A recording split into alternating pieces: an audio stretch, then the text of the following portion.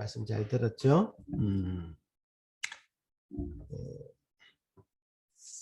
우리 어린이들 말씀 듣는 태도가 나날이 좋아지고 또 말씀을 듣고 나서 그리는 그 그림이 점점 구체적으로 잘 그리고 있어서 정말 고맙고요.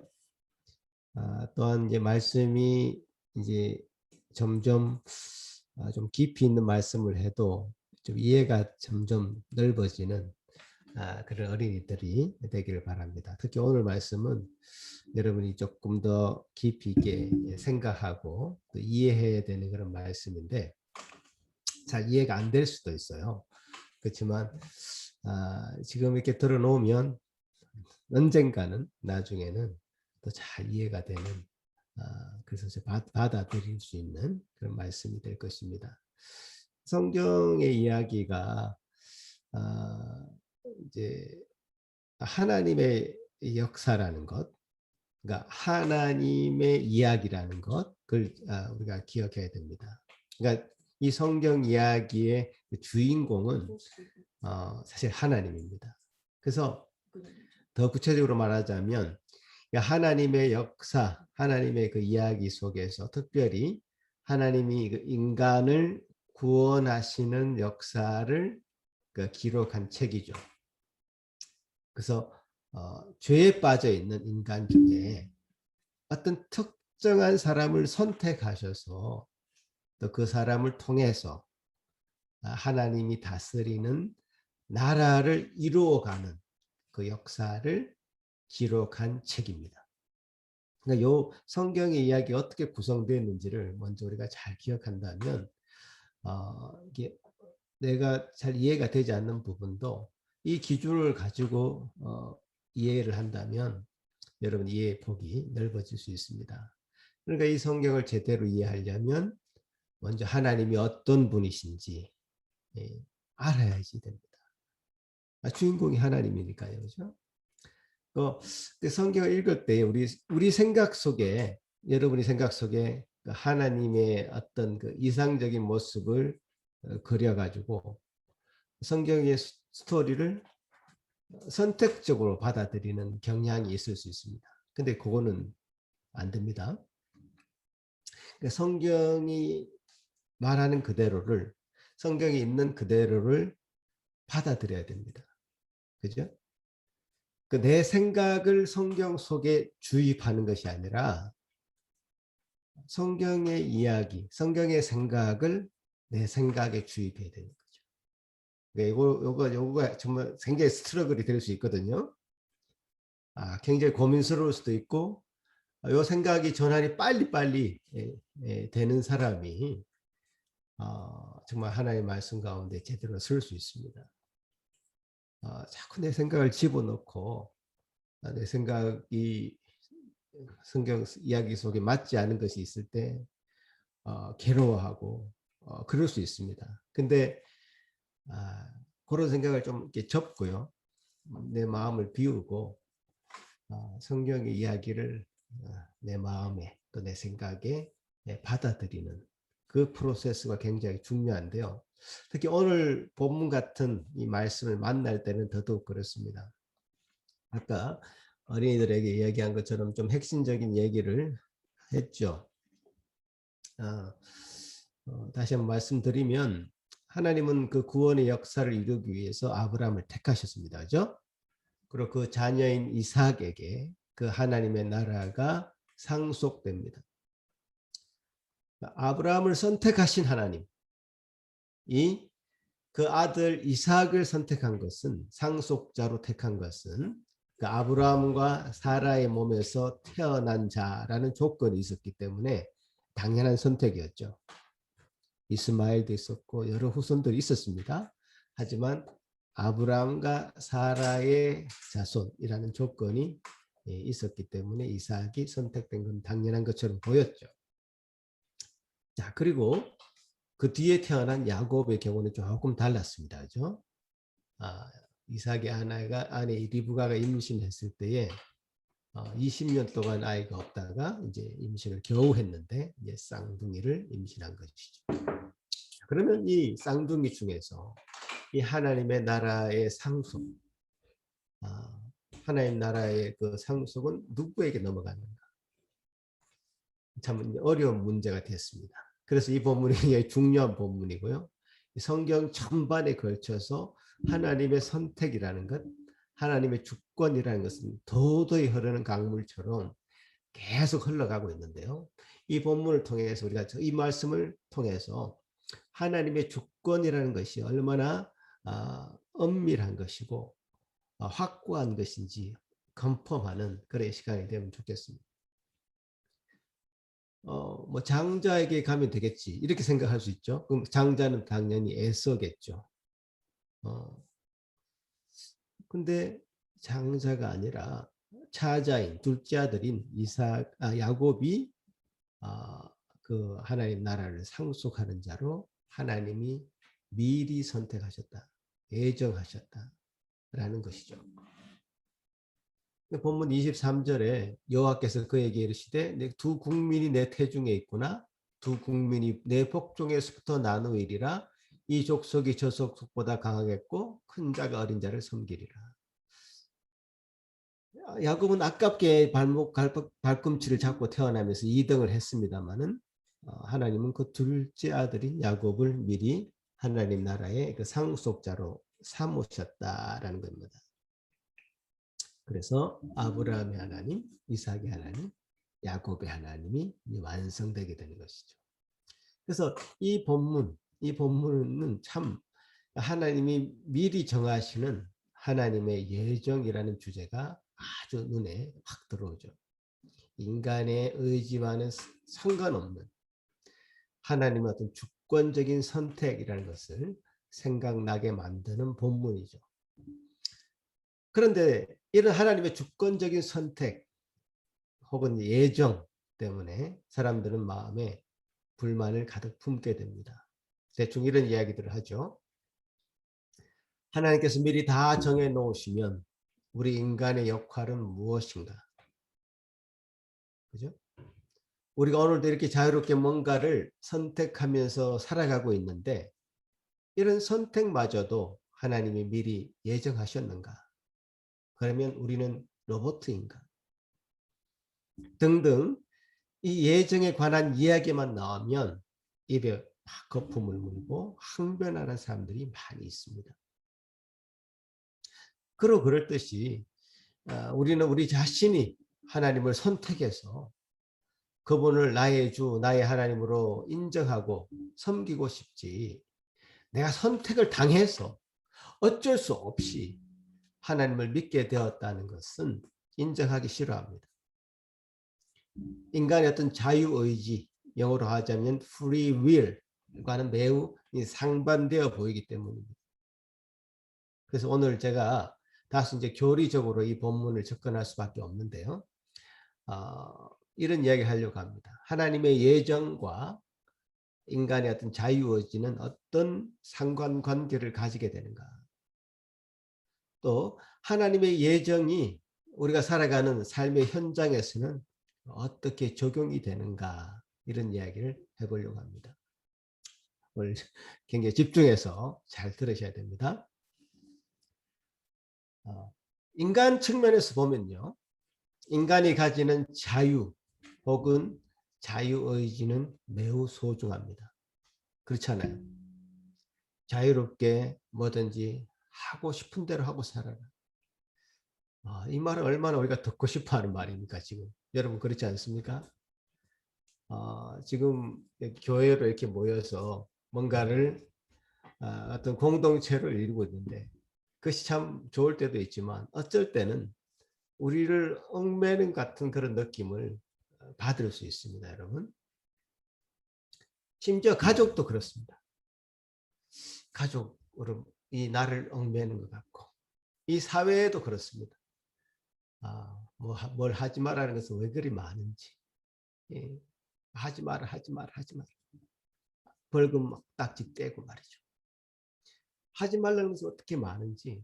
왜 그런 것부터 우리가 자유로워지고 싶은 마음은 인간의 본성 가운데 분명히 있습니다.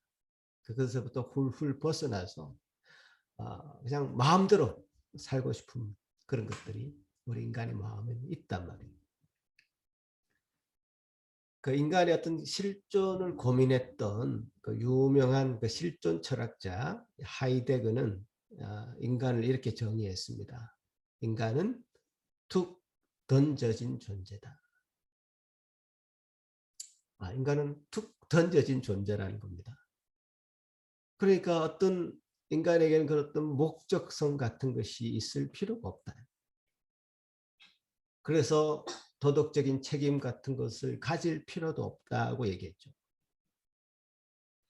여러분은 이런 정의를 어떻게 생각하십니까? 인간에 대한 깊은 실존적인 고민을 많이 한 철학자들이 이런 류의 얘기들 참 많이 했습니다. 실존주의 철학자들은 인간의 의미를 찾기 위해서 이런저런 생각들을 참 많이 하는 사람들입니다.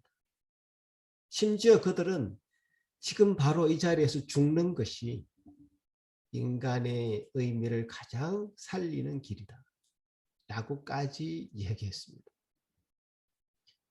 의미를 찾기 위해서 바로 자살하는 것이 인간의 의미를 가장 분명하게 확보하는 것이다. 그 자살도 자유단 말이죠. 이런 생각들이 사실 자유지상주의자들 에게는 참 합당한 말처럼 들리기도 하죠. 전도서의 기자 잘 아시죠? 솔로몬인데요. 그는 최고의 지혜자다라고 일컬음을 받던 사람입니다. 인생의 여러 가지 면을 다 보고 나서 그가 전도서를 쓰면서 고백했던 말이 있습니다. 헛되고 헛되며 헛되고 헛되니 모든 것이 다 헛되도다. 모든 것이 헛되어 바람을 잡으려는 것이다. 이렇게 고백했습니다. 인생을 관통해서 다 본 다음에 내뱉은 말이죠. 무엇이 우리 인간을 가장 의미 있게 하는가, 인간을 실존하게 만드는가, 이런 것은 고대 철학자들부터 해서 지금 오늘날 실존을 살고 있는 저와 여러분이 가지고 있는 가장 큰 질문이요 고민인 것입니다. 자, 인간에게 주어진 자유는 정말 무엇일까? 어떤 것이 진정한 자유일까라고 하는 부분에 대해서 우리가 토론을 하려고 한다면 좀 많은 토론을 할 수 있을 것입니다. 그러나 오늘 그 주제를 토론할 수는 없고요. 이 내용과 연관된 하나의 말씀을 듣고자 합니다. 자, 결론적으로 말씀드리자면 인간의 생각하는, 추구하는 이와 같은 자유는 진정한 자유가 아니다라는 것입니다. 왜냐하면 인간은 의존성을 가진 피조물이기 때문입니다. 의존적이다. 인간은 의존적이다라고 한 이 명제를 누가 부인할 수 있겠습니까? 지으심을 받은 존재입니다. 누군가에 의해서 이 땅에 존재케 되어서 의존해야만 살아남을 수 있는 존재였습니다. 어릴 때는 완전히 의존할 수밖에 없었던 존재였죠. 동물 중에서 인간이 가장 그 의존 기간이 깁니다. 겨우 1살이 되어야지 이제 걸음마 정도를 뛸 수 있는 너무나도 의존적인 존재가 바로 인간이죠. 생명 활동을 하는 데 있어서도 인간은 우리가 지금 자주 의식을 하지 못하지만 공기에 의존하고 있고 물에 의존하고 있으며 다른 어떤 것에 기대어서 살고 있습니다. 여러분, 이렇게 의존적인 존재가 모든 얽매이는 것으로부터 끊고 진정한 자유를 얘기할 수 있겠습니까? 이 순간 한번 여러분이 의존하고 있는 공기를 끊어 보십시오. 여러분은 1분도 못 되어서 소리 지를 것입니다. 공기를 달라고. 이렇게 이 전제 자체가 그러니까 인간은 참 자유로운 존재라고 하는 전제 자체가 성립이 되질 않습니다. 그것이 무엇이 되었든지 간에 어떤 것에 의존하고 살아가고 있다면 어떤 것에도 얽매이지 않는 진정한 자유는 원래 없었던 것입니다. 다만 어떤 것에 얽매이는가, 어떤 존재에 의존하는가가 중요한 문제고 테마이죠. 그래서 진정한 자유를 성경은 이렇게 말합니다. 그 진정한 자유는 바로 진리 안에서 확보할 수 있다. 진리를 알지니 진리가 너희를 자유케 하리라. 라는 이 말씀으로 우리 예수님은 우리에게 참 자유를 선언하셨습니다. 물고기가 물이라고 하는 그 진리 안에서 온전히 자유롭고 헤엄을 치고 다닐 수 있듯이 그 진리라는 그 목적성이 가지고 있는 그 진리의 그 목적을 향해서 나아가고 있는 그 피조물이 그 진리를 찾았을 때만 진정 그 안에서 자유를 누릴 수 있다는 뜻입니다. 자, 그럼 진리는 무엇입니까? 그럼 우리는 진정 자유를 얻을 수 있겠네 이렇게 말할 수 있습니다. 그렇죠. 우리가 이미 잘 알고 있듯이 바로 우리가 읽고 있는 이 성경 말씀이 바로 진리입니다. 큰 진리에 하나님이 우리에게 비춰주신 진리의 부분이다 이렇게 정확하게 말씀할 수 있습니다. 제가 왜 이렇게 말씀드리냐면 우리가 진리에 대해서도 우리가 매우 겸손한 태도를 가져야 되는데요. 우리에게 보여준 이 성경은 그야말로 진리, 하나님의 진리라고 하는 큰 것에서 우리가 이해할 수 있는 영역만큼 우리에게 소개된 것이죠. 그래서 사도 바울은 고린도전서 13장 12절에서 이렇게 얘기하고 있습니다. 고린도전서 13장 12절에서 같이 한번 읽어볼까요? 시작. 우리가 지금은 거울로 보는 것 같이 희미하나 그때에는 얼굴과 얼굴을 대하여 볼 것이요 지금은 내가 부분적으로 아나 그때에는 주께서 나를 아신 것 같이 내가 온전히 알리라. 자, 진리에 대해서 겸손해야 될 이유가 바로 여기에 있습니다. 사도 바울조차도 거울을 보는 것 같이 희미하다 했습니다.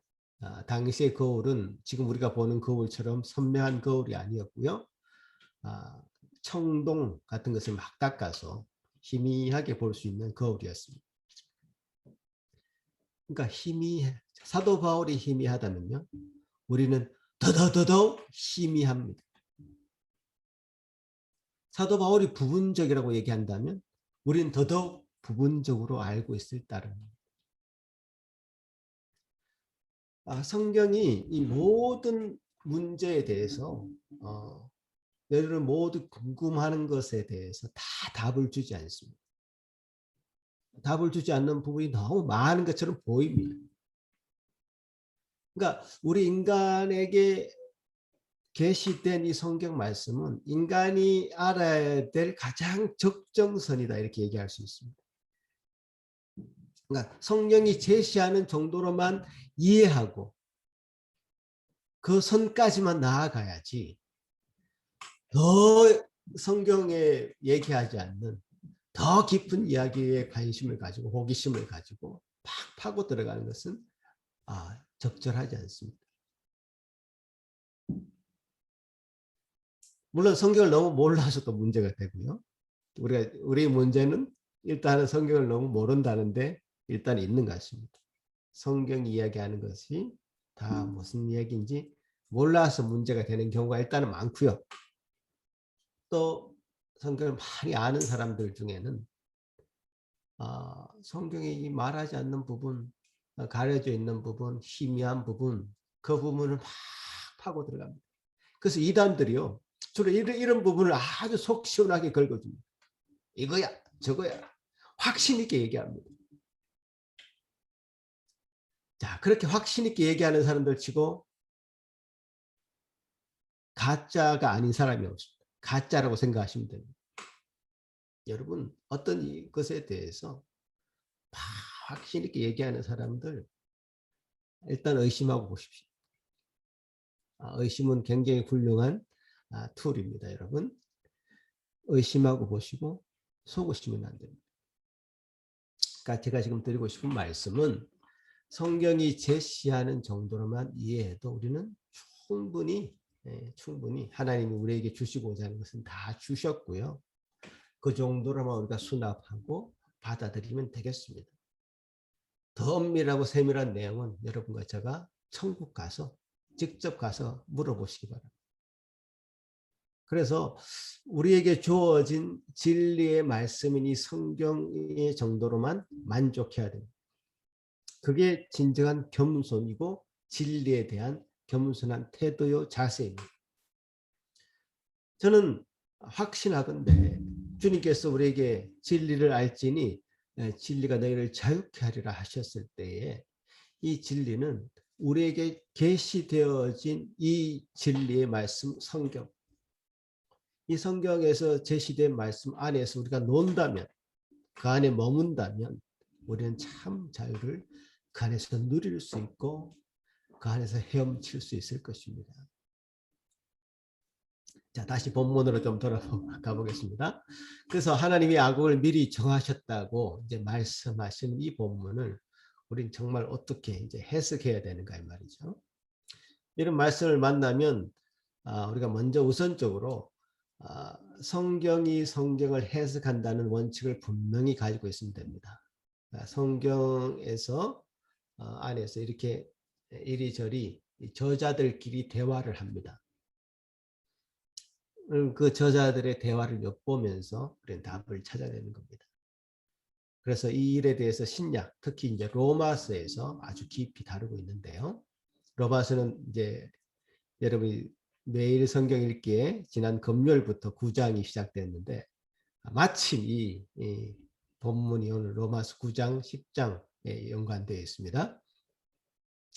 로마서 9장 한번 같이 한번 읽어볼까요? 로마서 9장 10절에서 13절인데요. 시작. 그뿐 아니라 또한 리브가가 우리 조상 이삭 한 사람으로 말미암아 임신하였는데 그 자식들이 아직 나지도 아니하고 무슨 선이나 악을 해하지 아니할 때에 택하심을 따라 되는 하나님의 뜻이 행위로 말미암지 않고 오직 부르시는 이로 말미암아 서게 하려 하사 리브가에게 이르시되 큰 자가 어린 자를 섬기라 하셨나니 기록된 바 내가 야곱은 사랑하고 에서는 미워하였다 하심과 같으니라. 야곱은 사랑하고 에서는 미워하셨다. 이 말씀은 이제 말라기에도 기록된 말씀인데요. 이 말씀을 인용해서 사도 바울이 하나님의 예정을 이야기하고 있습니다. 아직 나지도 않는 뱃속에 있는 아이들을, 즉 선이나 악을 행할 수도 없는 그 뱃속의 아기들 중에서 하나님의 뜻이 야곱에게 있었다. 이렇게 기록하고 있죠. 그러니까 하나님이 야곱을 택했다면 뭐 에서는 버렸다. 이렇게 얘기할 수 있는 거죠. 그죠? 자, 이런 이야기를 하면 당장 그렇게 얘기합니다. 하나님이 공평하지 않다. 하나님 왜 이렇게 공평하지 않냐. 이 생각이 금방 드는 게 인지상정입니다. 여러분과 제가 다 그런 생각을 먼저 했을 것입니다. 자, 그래서 사도 바울은 9장 14절에서 9장 14절에서 그런즉 우리가 무슨 말을 하리요? 하나님께 불의가 있느냐? 그럴 수 없다. 내가 긍휼히 여길 자를 긍휼히 여기고 불쌍히 여길 자를 불쌍히 여기리라 하셨다. 자, 이 사람들이 가질 수 있는 불평에 대해서 사도 바울도 분명히 인지하고 있었습니다. 그래서 대답을 하는 거잖아요. 하나님 그럼 불의하신 분이냐? 하나님이 공평하지 못하신 분이냐? 그렇지 않다 이 말이에요. 그래서 그러면서 계속 말씀을 이어가는데 아까 우리 어린이들에게 말씀드렸던 토기장이 비유를 얘기하죠. 그릇을 만드는 자의 그 비유. 귀하게 쓸 그릇을 어떤 것은 만들고 어떤 그릇은 천하게 쓸 그릇을 만드는데 어떻게 나를 그런 그릇을 만들었다고 따질 수 있냐? 없다라는 거죠. 이게 사도 바울의 결론입니다. 그러니까 정말 탕자와 같이 허랑방탕하게 지내는 사람들을 내 백성으로 삼을 수도 있는 거고요. 정말 하나님과 가까이 보이고 하나님과 가까이 있는 것처럼 보이고 친해 보이고 거룩하게 보이는 사람을 내 백성이 아니다라고 말씀하실 수도 있는 겁니다. 그런 일은 실제로 일어났죠. 예수님의 시대에죠. 실제로 일어났습니다, 여러분. 탕자의 비유에서도 분명히 그 이야기를 했고요. 사도 바울 시대에도 이스라엘 백성이 아닌 자들, 즉 이방인들은 개, 돼지 취급을 받았습니다. 그런데 그런 자들이 믿음으로 의롭게 되고 하나님의 백성이 될 수 있었고요. 정작 이스라엘 백성들은 그들의 혈통, 또 전통 이런 것에 얽매여서 그들의 행위를 스스로 거룩하다고 생각한 그 생각이 그들을 거치는 돌이 되었다. 이렇게 사도 바울은 얘기하죠. 실제로 사도 바울 시대에도 이런 일이 일어났습니다.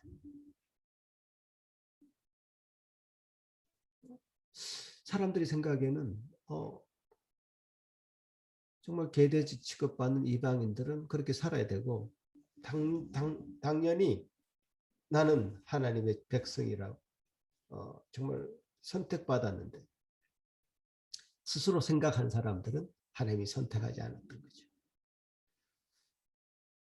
그래서 이슈는 뭐냐? 오늘 이 사도 바울이 로마서 9장에서 얘기한 거는 우리의 모든 행위에 근거해서 하나님이 우리에게 구원을 주시는 것이 맞냐? 아니면 우리의 행위에 근거하지 않고 하나님의 예정과 선택으로 우리를 구원해 주시는 것이 맞냐? 이것입니다. 어떤 것이 성경의 지지를 받느냐? 더 정확하게 얘기하자면 어떤 생각이 더 성경의 생각이냐? 우리가 이것을 판단해야 되고요. 성경의 생각이라면, 성경의 생각이 이쪽이라면 여러분이 당연히 여러분 생각과 맞지 않을지라도 여러분 그것을 수납하셔야 됩니다. 자, 먼저 한번 보십시오. 우리의 행위에 근거해서 우리를 구원하신다면 우리가 어떻게 되겠습니까? 우리의 행위에 근거해서 우리가 구원을 받는다. 아무도 구원받을 사람이 없습니다. 우리는 우리의 의지로 선을 행하기보다는 악으로 나아가는 경향이 있습니다. 태초 인간이 어떤 성향을 가졌죠? 눈이 밝아졌다.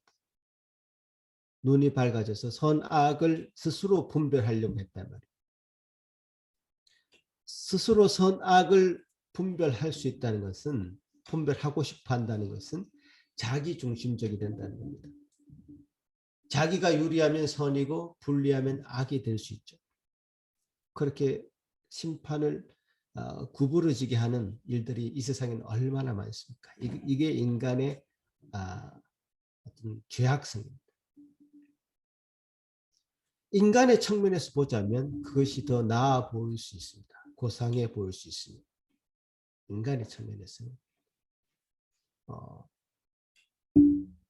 행위로 내가 어떤 정당한 행위로 나의 어떤 자격으로 내가 어떤 것을 얻는다. 이것이 인간의 생각에는 합당해 보이죠. 그렇기 때문에 인간은 그렇게 정정당당하게 내가 구원을 받겠다. 나의 선행으로 내가 구원을 받겠다라고 하는 생각이 가득 차 있습니다. 아주 고상하게 보입니다. 여러분, 소돔이 멸망을 당할 때요. 롯이 그 가족들을 이끌고 나옵니다. 빨리 도망가자. 곧 이 소돔성이 멸망당할 거야. 했을 때에 롯의 딸들이 있었는데요. 딸들의 그 배우자, 즉 사위들이 있었는데 사위들은 이 롯의 이야기를 농담으로 여겼다. 저 무슨 무식한 말을 저렇게 하나. 시대가 어느 시대인데 이게 멸망을 얘기하고 심판을 얘기하냐. 농담으로 여겼습니다. 그래서 그 농담으로 여겼던 그 사위들은 그 소돔성과 함께 멸망당하고 말았죠. 그러니까 심판에 대해서도 무시하고요. 스스로 고상한 척합니다. 그 심판 앞에서는 두려워 떨어야 정상입니다. 지옥 앞에서는 무서워해야 정상입니다.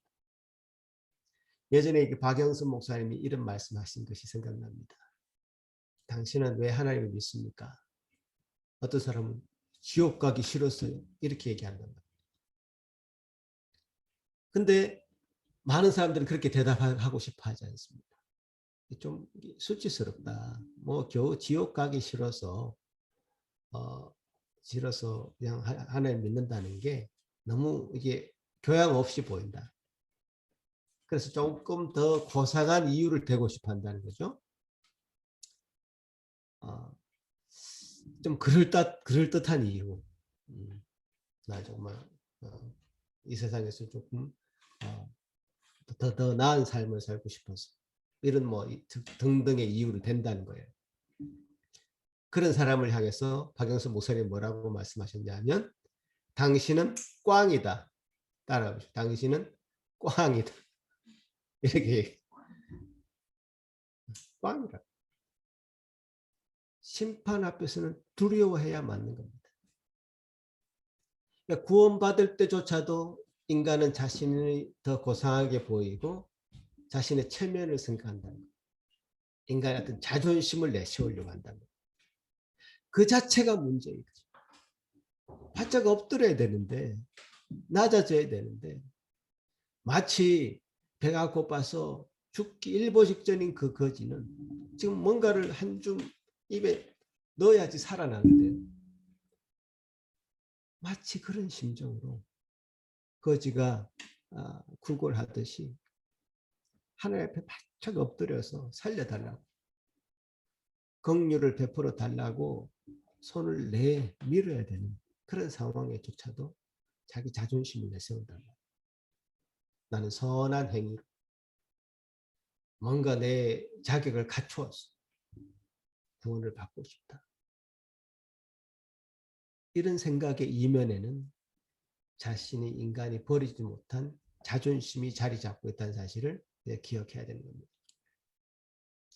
자, 그 반대로 우리 행위에 근거하지 않고 우리를 하나님이 창세전부터 예정하신 그 은혜로 선택하셔서 우리를 구원하신다는 것은 어떤 의미가 있습니까?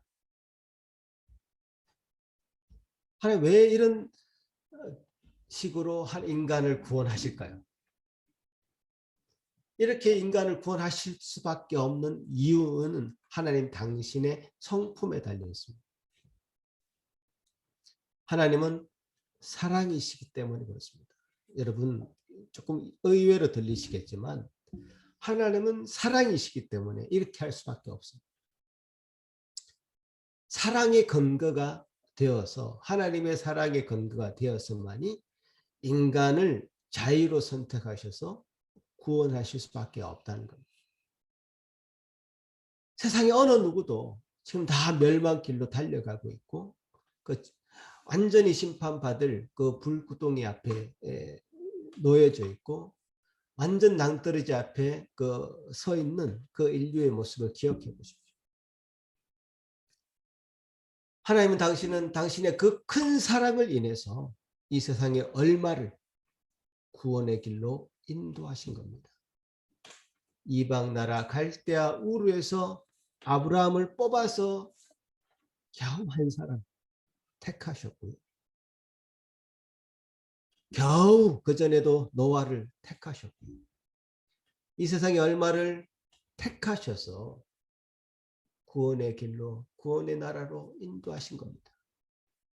멸망의 길로 달려가는 인류에게 내버려 둘 수 없어서 내미시는 사랑의 손길임을 명심해야 되는 것이죠. 이런 하나님의 선하신 일에, 사랑의 일에 우리가 왜 하나님은 불의하시고 공평하지 않는 분으로 매도해야 되는 겁니까? 그건 우리 인간이 가지고 있는 어떤 관점 때문에 그렇습니다.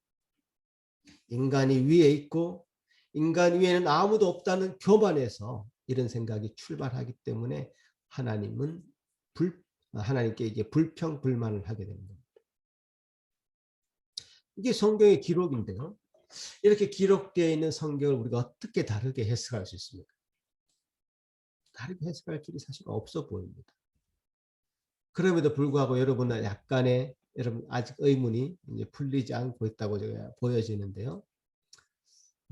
그래서 이제 말씀 사역자가 이렇게 있는 것 같습니다. 그래서 하나님의 그 예정이 현실에서 적용될 때 어떻게 적용되는가? 하나님의 그 예정이 현실에서 적용될 때는 인간의 자유의지를 절대로 무시하지 않습니다. 우리는 인간의 어떤 자유의지가 무시당하고 그렇게 자유가 꺾인다고 생각하는데 하나님의 예정은 그렇게 인간의 자유의지와 아주 오묘한 조화 속에서 우리 현실 속의 세계 속에서 적용이 됩니다. 자, 당장 이 창세기 이야기가 어떻게 흘러가는지 한번 이야기를 해보겠습니다. 야곱은 자신이 둘째이지만 장자권에 대한 생각을 버리지 못하죠. 그 장자권 정말 내가 잡아야 된다. 그 관심이 거기에 이제 꽂혀 있습니다. 그 에서가 한 번은 사냥을 하고 돌아와서는 배가 고파 죽을 때에 야곱에게 팥죽을 끓여주면서 그 장자권을 달라고 하죠. 에서는 뭐 당장 눈앞에 있는 그 팥죽을 먹고 싶어서 장자권이 대수냐 하면서 야곱에게 주어버리고 자신은 팥죽을 허겁지겁 먹게 되는 겁니다. 성경의 기록을 보면 에서가 장자권을 가볍게 여겼다 이렇게 딱 기록하고 있습니다. 그러다가 이삭이 죽기 전에 하나님의 나라를 상속할 그 에서를 불러서 이 별미를 만들어 오면 장자로서 받을 수 있는 축복을 하려고 하죠.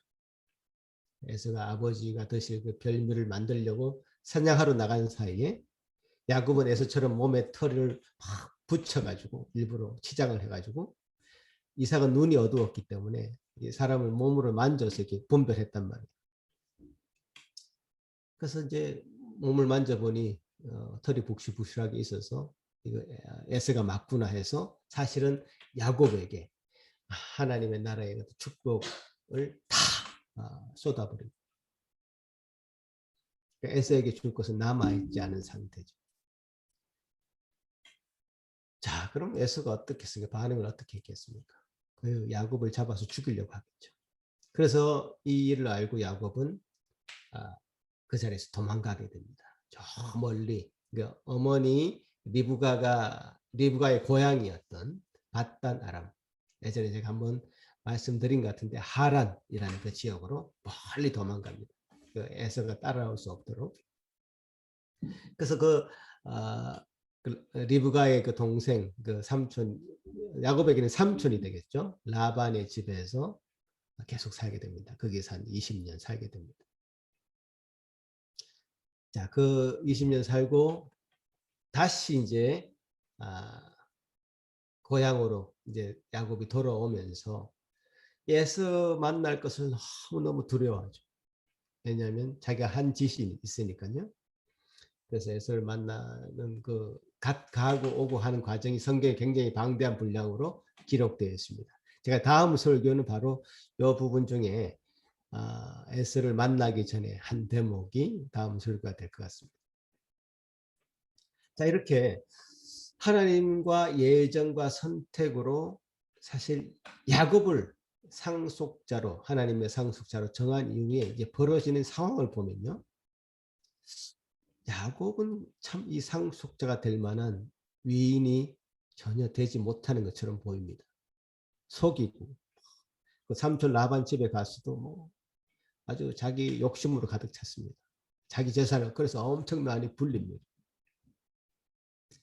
이런 모습으로 야곱이 기록되는 것에 대해서 성경이 주저하지 않습니다, 여러분.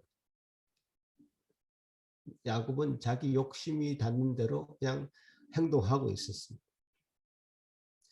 자, 그럼에도 불구하고요, 하나님이 택한 사람이 가는 길을 보시면, 야곱이 정말 그 욕심으로 가득 찼던 그 성품을 버리고 낮아지고 또 낮아지게끔 만들어서 하나님은 그 이름조차도 이스라엘로 바꾸셔 야곱을 변화시켜가는 과정을 또 성경은 그립니다. 그래서 이스라엘의 그 12아들, 이 12지파를 형성하는 그런 일을 이루면서 정말 하나님의 예정과 선택은 틀림이 없다 라는 사실을 이 역사를 통해서 보여주었던 겁니다. 우리 지금 이 역사를 우리가 몇천 년 전의 역사를 지금 보고 있기 때문에 역사를 통해서 이렇게 드러나는구나. 우리는 우리 일상의 생활을 우리의 나름대로의 어떤 선택을 하면서 살아가고 있습니다. 그것은 우리 자유의지에 관한 영역이죠. 하나님은 그것을 절대로 존중한다는 거죠. 인간의 자유로 선택한 의지마저도 하나님과 예정과 선택이 조화롭게 된다는 사실은 사실 우리가 잘 인지할 수 없는 어떤 신비의 영역에 속해 있긴 합니다. 어떻게 그렇게 메커니즘이 작용하지 잘 이렇게 이해할 수 없는 부분이긴 합니다. 그래서 제가 앞에서 말씀드렸잖아요. 이 거울을 보는 것처럼 희미한 부분이라고, 이 부분이. 그래서 이 희미한 부분은 신비의 영역으로 남겨둬야 됩니다. 이 부분까지 여러분 너무 세밀하게 파고들 수는 없는 것 같습니다. 말씀드렸죠? 하늘나라 가서 하나님께 직접 여쭤보시기 바랍니다. 그래서 우리 이 신비 앞에서 우리는 잠잠히 그분의 뜻을 따르고 순종할 수밖에 없는 것이죠. 그래서 조금 더 적용하는 측면에서 웨스트민스터 신앙 고백서를 한번 제가 소개하고 싶은데요. 자, 이 웨스트민스터 신앙 고백서, 우리 교단이 고백하고 있는 신앙 고백서인데요. 하나님의 영원한 작정에 관해서 제3장에 기록되고 있고, 그 첫 번째 항에서 같이 한번 읽어봤으면 좋겠는데요. 같이 한번 읽어보겠습니다. 시작. 하나님께서는 장차 일어날 모든 일들을 영원 전부터 작정하셨는데, 이는 그 자신의 뜻에 가장 지혜롭고 거룩한 계획대로 자유롭고도 변치 않게 정하셨다. 그렇다 하여도 하나님은 죄의 조성자가 아닐 뿐 아니라 피조물의 의지를 억압하지도 않으시고 제2 원인들의 자유나 우연성을 제거하지 않으시며 오히려 확립하신다. 자, 하나님의 작정에도 불구하고 우리는 온전한 자유를 누린다는 겁니다. 하나님께서 이것을 허용하셨다는 뜻이죠. 우연성을 제거하지 않고 오히려 확립한다고 말씀하죠. 그래서 우리 어떤 이성으로 잘 이해가 안 되는 그런 부분이긴 하지만 신앙고백서는 분명히 피조물의 자유나 의지를 인정하시면서 하나님은 당신의 그 예정, 작정을 이루어 가신다, 이렇게 전가하고 있습니다. 또 다른 항을 한 번 더 보시면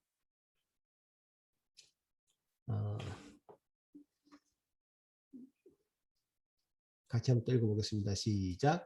하나님께서는 영생을 얻도록 예정한 자들 창세전에 선택하셨다. 이 선택은 하나님께서 자신의 영원 불변한 목적과 그 기쁘신 뜻 그리고 오묘한 계획에 따라 이루어졌으며 그리스도 안에서 그들로 하여금 영원한 영광을 얻도록 하기 위한 것이었다. 이는 전적으로 그의 거저 주시는 은혜와 사랑으로 말미암은 것일 뿐 장래에 있을 그들의 신앙과 선행에 대한 하나님의 예지와는 아무런 상관이 없다. 그러므로 우리는 하나님의 선택을 기억하며 그의 영원하신 은혜를 찬송하게 될 따름이다. 자, 한 번 더 보겠는데 8항 이어서 한번 다시 보겠습니다. 시작. 지극히 신비로운 이 예정 교리는 특별히 신중하고 주의 깊게 다루어져야 한다. 이는 성경에 계시된 하나님의 뜻을 지켜 순종한 사람들로 하여금 그 자신이 효과적으로 부르심을 받은 사실과 영생을 얻게 된 사실을 확신케 해준다. 그렇게 됨으로써 이 교리가 하나님을 향하여 찬송과 경의와 존귀함을 돌리게 하며 진정으로 복음을 순종하는 자들은 이 교리로 말미암아 겸손과 건면한 자세와 더불어 풍성한 위로를 받게 된다. 자, 풍성한 위로를 받게 된다. 이 예정 교리로 말미암아 우리는 하나님이 창세전부터 우리를 택하셨다는 이 사실에 대해서 우리 행위에 근거하지 않고 이 하나님이 택하셨다는 사실에 대해서 흔들릴 수 없는 이 진리에 대해서 우리는 견고한 마음을 갖게 되고요. 또 겸손한 마음을 갖게 되고요. 그런 말미암아 우리는 위로를 받게 되어 있습니다. 어떻게 우리를 위로를 받을 수 있습니까? 우리의 행위에 근거한다면 우리 행위가 그렇게 일관적으로 선행으로만 이루어져 있습니까, 여러분? 그렇지 않잖아요. 우리는 늘 악한 생각을 하지 않습니까? 거기에 우리 행위에 근거해서 구원이 이루어지는 것이 아니라 하나님의 선택으로 예정되어서 구원이 이루어졌다는 것은 우리에게 무한한 위로와 위안을 주는 말씀이죠. 그렇다고 해서 우리가 선택을 받았고 예정받았다고 해서 나는 천국 티켓 따냈네. 이제는 내가 개차반처럼 행동해도 상관없겠네. 이렇게 되는 것은 아닙니다.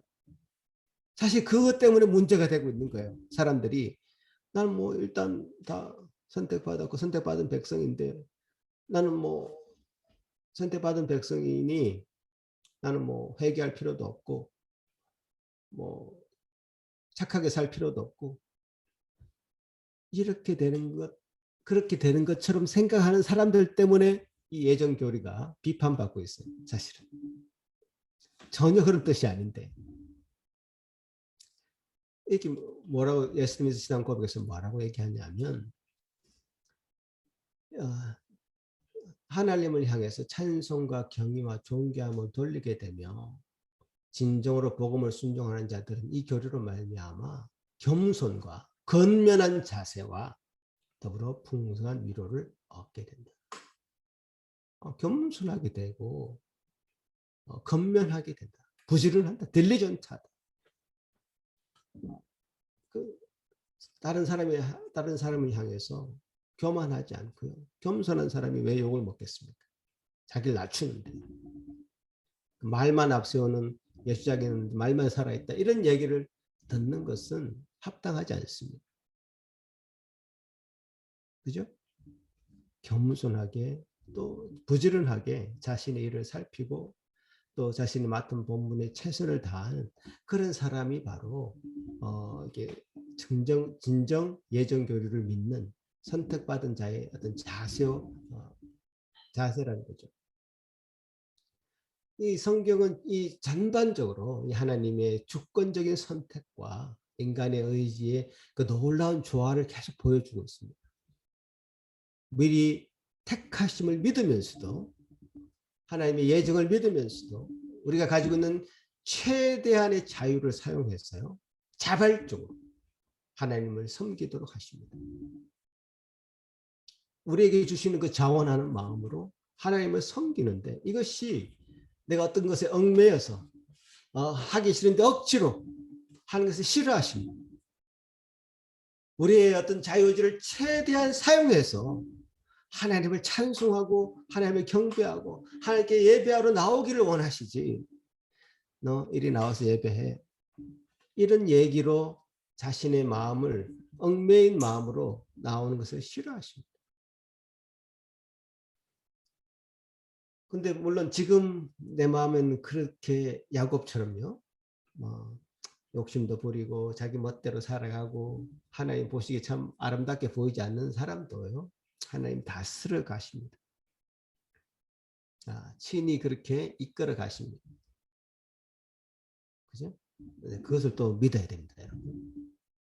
지금 여러분 모습이 아직 참 여러분 스스로 보기에 내 모습이 아직까지 하나님을 내가 정말 자발적으로 내 마음을 다해서 전심으로 하나님을 섬기고 찬송하고 예배하고 그런 마음이 없을지라도 하나님은 택한 자의 그 모든 역사를 통해서 인생을 통해서 하나님의 택하심이 효력 있게 나타나도록 부르신다는 사실과 그래서 그 확신이 계속해서 그 인생을 걸쳐서 생길 수 있도록 도우십니다.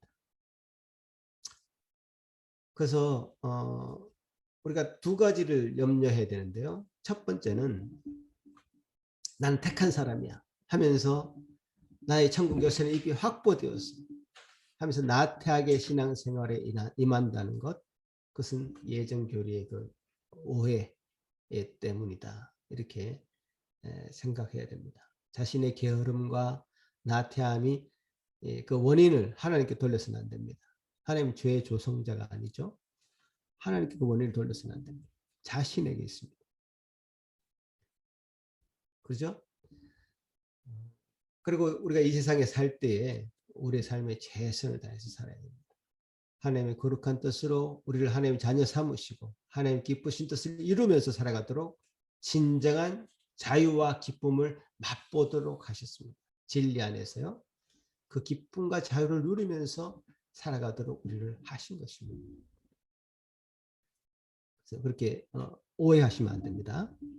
택함 받은 사람은 그냥 아무것도 할 필요도 없다. 이런 얘기를 여러분 하시진 않겠지만 그런 태도를 가져서는 안 됩니다. 그리고 당연히 우리는 우리 행위로 뭔가 내가 선택받을 만한 그런 자격이 있는 사람이다. 이런 생각도 위험한 생각이죠.